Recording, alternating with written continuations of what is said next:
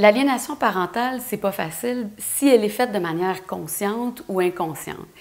Si elle est faite de manière inconsciente, c'est-à-dire que les parents ne se rendent pas compte de ce qu'ils sont en train de faire, c'est-à-dire de faire en sorte qu'un enfant rejette un des deux parents, la médiation peut aider.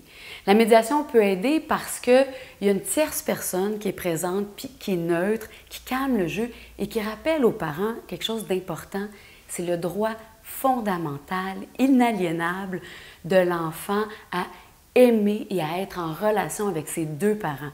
Et que si on ne prend pas cette responsabilité-là de permettre à l'enfant d'être en relation avec ses deux parents, on est en train de lui causer du dommage. On s'attaque à son développement en tant que tel.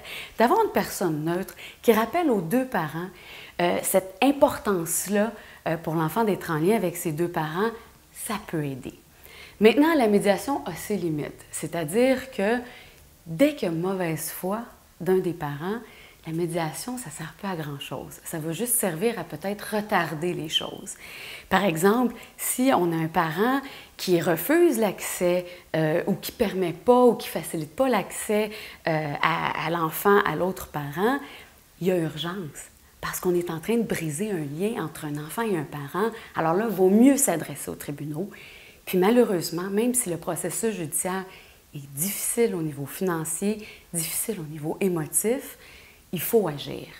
Parfois, c'est tellement grave qu'il faut même agir au point de vue de la DPJ. Et nous, ce qu'on essaie de faire avec la trousse juridique, c'est de donner aux parents une idée, démystifier c'est quoi ce processus-là. Parce qu'il y a un processus qui peut se faire à la Cour supérieure, c'est-à-dire cadre conflit normal entre les parents, qui va avoir la garde, et là, on peut faire intervenir des experts, il peut y avoir des évaluations psychosociales, psycholégales, on fait des demandes d'urgence à la Cour pour permettre tout de suite un accès à l'enfant. On peut demander au juge, par exemple, d'encadrer une thérapie, d'encadrer l'évaluation psycholégale. Donc, ça, c'est du côté de la Cour supérieure. Et du côté de la Cour du Québec, il y a la DPJ.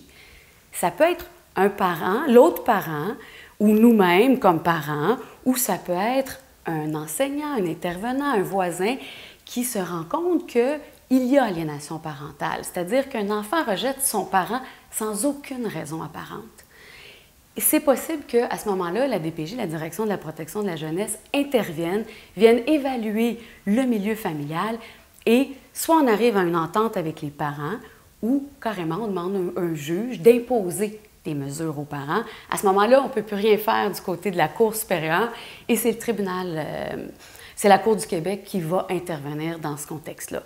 Donc, il y a beaucoup de possibilités, de ramifications légales entourant l'aliénation parentale. C'est pas facile pour un parent qui parfois est déjà sous le choc de se faire rejeter par son enfant. Donc, c'est très important pour les parents de bien s'entourer par des professionnels, que ce soit avocats médiateurs, des médiateurs psychologues, des intervenants au niveau psychosocial, travailleurs sociaux, médecins, psychiatres, psychologues. Ça prend presque une véritable armée, moi j'appelle ça l'armée de l'amour, pour intervenir auprès d'un enfant, puis donner la force aux parents qui est rejeté de combattre cette aliénation parentale qui met en péril le développement de son enfant. Dans l'aliénation parentale, là, il y a plusieurs aspects, plusieurs ramifications au niveau légal, au niveau psychologique, au niveau de l'entourage, stratégique.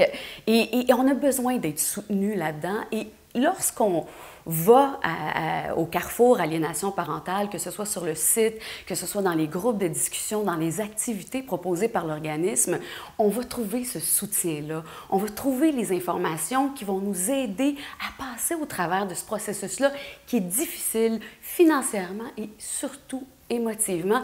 Et ça donne la force aux parents d'intervenir tout de suite auprès de leur enfant puis de prévenir les dommages qui peuvent être causés à leur enfant. Quand vous faites un don à Carrefour Aliénation parentale, non seulement vous aidez l'organisme à venir en aide directement aux parents, mais aussi vous recevez une trousse juridique qui, moi, je pense, qui est bonne pour tous les parents qui vivent une séparation, en fait, parce qu'on vous démystifie tout le processus légal, que ce soit la Cour supérieure, que ce soit dans les codes des PJ. On vous donne des ressources au niveau des experts, au niveau des avocats. Donc, c'est vraiment l'équivalent d'une rencontre avec un avocat très expérimenté dans le domaine.